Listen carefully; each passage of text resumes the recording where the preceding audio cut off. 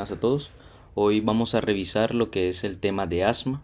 Vamos a revisar la guía de la Gina y la guía de la GEMA, llegando a un consenso, dando lo que es una definición, factores de riesgo, fisiopatología, fenotipos, manifestaciones clínicas, diagnóstico, abordaje y manejo. Entonces, para comenzar, vamos a comenzar definiendo qué es asma y para esto vamos a utilizar la guía de la Gina. Esta definición es muy buena debido a que nos define qué es asma, nos habla sobre su fisiopatología, sobre sus manifestaciones clínicas y cómo diagnosticarla. La Gina define el asma como una enfermedad heterogénea, generalmente caracterizada por una inflamación crónica de las vías aéreas, con síntomas como sibilancias, disnea, opresión torácica y tos que varían en tiempo e intensidad, junto a una limitación variable del flujo de aire expiratorio. Entonces, vamos a descomponer esta definición. Una enfermedad heterogénea. Esto nos habla de que tiene diferentes componentes, ¿sí? Y cuando hablamos de su fisiopatología, nos dice que es una inflamación crónica, ¿sí? Crónica de las vías aéreas. Esta cronicidad nos habla de que el paciente, aunque no tenga manifestaciones clínicas, aún va a estar este componente inflamatorio, ¿sí? Y estos síntomas que son, o las manifestaciones clínicas, son la sibilancia, la disnea, la opresión torácica y la tos, ¿sí? Estos son los síntomas cardinales del asma, que varían en tiempo e intensidad. Es decir, van a tener algunos exacerbantes, como por ejemplo después de hacer ejercicio, la exposición a alergenos, etc. Y el diagnóstico son esta sospecha clínica, o sea, de los síntomas, junto a una limitación variable del flujo de aire expiratorio. La Gina nos da unos factores de riesgo, que son los factores del huésped, factores perinatales, factores ambientales. Sin embargo, me pareció muy tedioso ponerme a leerles cada una de estas y aquí les enumeré las más importantes, las que tienen que recordar. Entonces, los factores de riesgo del huésped son la atopía y la rinitis. ¿Sí? Estos son factores de riesgo del huésped. Los perinatales son la preeclampsia y la prematuridad. Y los ambientales son la exposición a tabaco y a alergenos. ¿Sí? La fisiopatología del asma, como les mencionaba, era por una inflamación crónica de las vías aéreas, debido a que a la exposición de antígenos, tales como el polen, los antígenos van a ser captados por las células dendríticas y van a presentárselo a los linfocitos T naive. Estos linfocitos T naive se van a diferenciar en linfocitos TH2. Los linfocitos TH2 van a liberar ciertas citoquinas, entre ellas la interleuquina 4, que va a llegar a las células plasmáticas y va a causar un class switch. Es decir, las células plasmáticas van a dejar de producir IgM a producir IgE, que la IgE va a ir a sensibilizar a los mastocitos para que en una segunda exposición al antígeno se desgranulen y produzcan prostaglandinas, leucotrienos, histaminas, citoquinas proinflamatorias que a la larga van a causar broncoconstricción, van a causar edema de la mucosa y hiperproducción de moco, ¿sí? Otra interleuquina muy importante es la interleuquina 5, esta que observamos aquí, que ella va a atraer a los eosinófilos y va a causar lo que es broncoconstricción, producción de moco y edema, ¿sí? De las interleuquinas que más quiero que recuerden son la interleuquina 5, que atrae a los eosinófilos, y la inmunoglobulina E, que se une a los mastocitos. ¿Esto por qué? Porque actualmente tenemos terapias de anticuerpos monoclonales que van dirigidos a inhibir a estas dos citoquinas, ¿sí? A estas dos moléculas. Entonces, la presentación clínica va a estar dada por esta inflamación crónica que va a causar una obstrucción del flujo del aire, causando síntomas como sibilancias expiratorias, tos, disnea, opresión torácica, y estos síntomas varían en tiempo e intensidad, ¿sí? Estos son los 4 síntomas cardinales del asma. que varían en tiempo e intensidad. Entonces, las sibilancias son expiratorias, esto debido a que nosotros al inspirar fisiológicamente broncodilatamos, ¿sí? Y al expirar, es decir, al sacar el aire, nosotros fisiológicamente broncoconstriñimos. Entonces, si nosotros tenemos un componente inflamatorio, el aire al expirar se le va a dificultar aún más salir y va a causar estas sibilancias expiratorias, que son estas que observamos acá.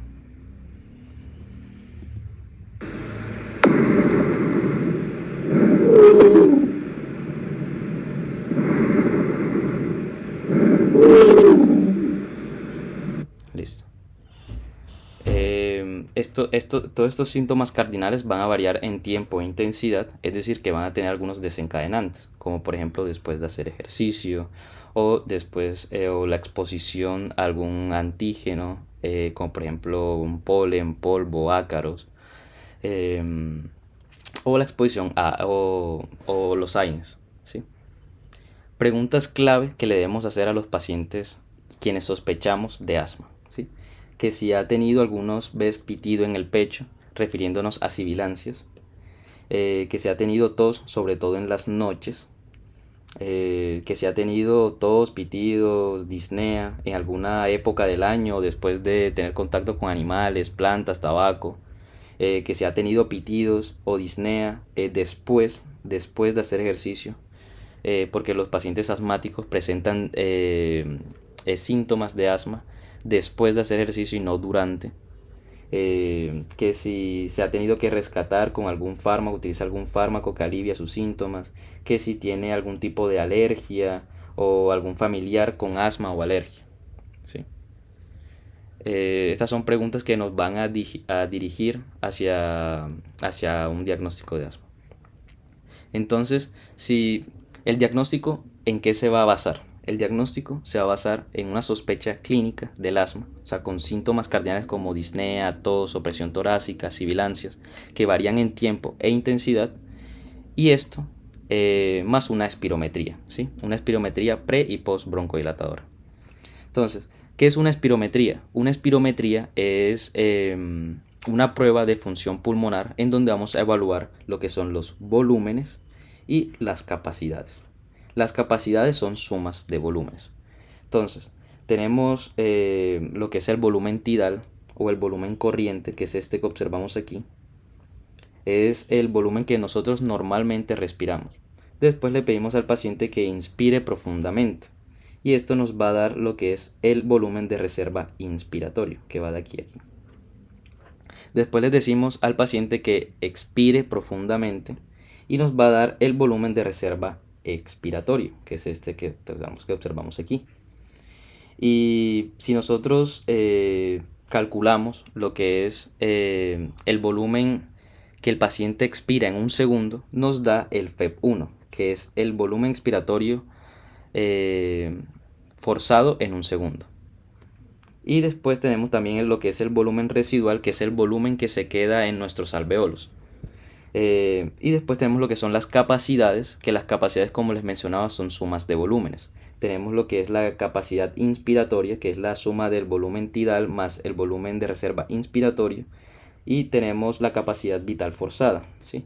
Esta capacidad vital forzada es la suma de los volúmenes que les mencioné anteriormente, del volumen de reserva inspiratorio, del volumen tidal y del volumen de reserva expiratorio. Entonces, ¿qué vamos a observar en una espirometría de un paciente con asma? ¿Sí?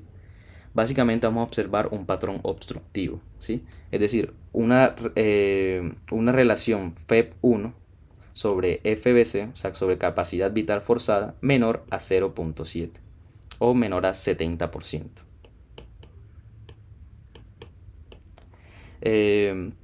Además de esto, vamos a ver si el paciente responde a broncodilatador. Es decir, después de obtener esto, vamos a aplicarle salbutamol y vemos si responde al salbutamol. Si tiene un FEP1 mayor o igual a 12% y 200 mililitros, decimos que tiene un patrón obstructivo y que responde a broncodilatador y lo diagnosticamos como asma. Si no, podemos pasar a utilizar otras pruebas como la de óxido nítrico, la prueba broncoconstrictora, o también está el picoflujómetro, de que en un paciente asmático nos mostraría una variabilidad de más del 10%. Entonces, la GEMA nos da lo que es este algoritmo de diagnóstico del asma, que me gustó mucho, en donde, miren, si sospechamos clínicamente que el paciente tiene asma, le mandamos una espirometría pre y post broncodilatador. Si nos da un patrón obstructivo, es decir, una relación FEP1 sobre capacidad vital forzada menor a 0.7, vemos si responde a broncodilatador. Si responde a broncodilatador, es decir, si el FEP1 mejoró más de un 12% y 200 mililitros, diagnosticamos como asma. Si no, podemos pasar a realizar otras pruebas como la de óxido nítrico, como, como la prueba broncoconstrictora, como la del apicoflujómetro y así. Después de diagnosticar a nuestro paciente con asma, vamos a abordarlo, ¿sí? Y para abordarlo vamos a tener diferentes componentes. El primero de ellos va a ser determinar el control del asma. Va a ver si el paciente está bien o está mal controlado. El segundo va a ser el manejo farmacológico y no farmacológico. El tercero va a ser manejar las comorbilidades y factores de riesgo. Y el cuarto, el seguimiento y determinación de la severidad. Entonces, vamos a pasar al primer componente, determinar el control de la enfermedad, del asma. ¿Y cómo determinamos si el paciente está bien o está mal controlado? Pues mediante unos scores. La GINA nos ofrece que en mi parecer es el más sencillo y el más útil, que nos muestra que básicamente le vamos a preguntar al paciente sobre sus síntomas, ¿sí? Le vamos a hacer 4 preguntas. Si alguna de estas preguntas es positiva, el paciente va a tener un punto. Entonces le vamos a preguntar si el paciente tiene más de 2 síntomas a la semana, si se despierta por asma, si tiene que rescatarse más de 2 veces a la semana o si tiene limitación en alguna actividad por el asma. Entonces, si el paciente no responde positivo a ninguna de estas, está bien controlado. Si tiene de 1 a 2, está parcialmente controlado, y si tiene más de 3, está mal controlado. Entonces, hagamos un ejemplo. Yo soy un paciente asmático y me dan más de 2 síntomas a la semana y me tengo que rescatar más de 2 veces a la semana. Entonces, yo estaría parcialmente controlado. Los otros scores que son muy útiles son el ACT y el ACQ. Sin embargo, esto no es necesario aprendérselos. Pueden buscarlo en internet al momento de determinar el control del paciente asmático. Después pasamos al otro paso del abordaje, que es iniciar manejo farmacológico y no farmacológico. En el manejo no farmacológico le vamos a cesar el tabaquismo. O sea, el paciente no puede fumar, ¿sí? Esto está prohibido para los pacientes asmáticos. Lo otro sería individualizar a cada paciente, es decir, manejar a cada paciente de forma individualizada. Por ejemplo, si el paciente tiene rinitis, tratar su rinitis. Si el paciente tiene obeso, tratar la obesidad. Si tiene reflujo gastroesofágico, también tratar su reflujo gastroesofágico, debido a que esto puede empeorar los síntomas de la tos. Y también no está recomendable dejar de hacer ejercicio. Es decir, los pacientes que empeoran por hacer ejercicio, no es recomendable dejar de hacer. O sea, es mejor que el paciente haga ejercicio y que si es necesario se exponga al frío. No hay ningún problema, ningún inconveniente. Después pasamos a lo que es el manejo farmacológico, en donde la GINA nos da como 2 pasos, que es el paso, este paso y el paso y este segundo paso. El que más se utiliza es la terapia SMART, que es esta que observamos aquí, y es la que más se utiliza, debido a que se ha visto que disminuye las exacerbaciones de asma, ¿sí? Entonces, el que más se utiliza es este, y el que yo les voy a enseñar. Esta terapia SMART la divide en 5 steps: el step 1, el step 2, el step 3, el step 4 y el step 5. El step en todos los steps vamos a usar corticoides inhalados, que es este ICS, corticoides inhalados. más formoterol. ¿Sí? Básicamente. ICS más formoterol. El step 1 y el step 2, vamos a ver si el paciente tiene más o tiene menos de 4 a 5 síntomas a la semana. Y esto va a ser corticoides inhalados y formoterol a necesidad. En el step 3, en los pacientes, vamos a ubicar a los pacientes que presenten síntomas casi todos los días y que se despierten por asma, ¿sí? Donde vamos a dar ICS y formoterol a bajas dosis. El step 4 van a ser los pacientes que presentan síntomas casi todos los días y que tienen una disminución en la función pulmonar, y va a ser ICS y formoterol a dosis medias. Ya el step 5 generalmente lo remitimos al paciente al internista o al neumólogo, y se utilizan ICS y formoterol a altas dosis o anticuerpos monoclonales en contra de la inmunoglobulina E y la interleuquina 5, como les mencioné anteriormente.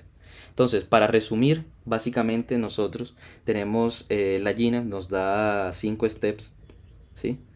En donde vamos a aplicar básicamente ICS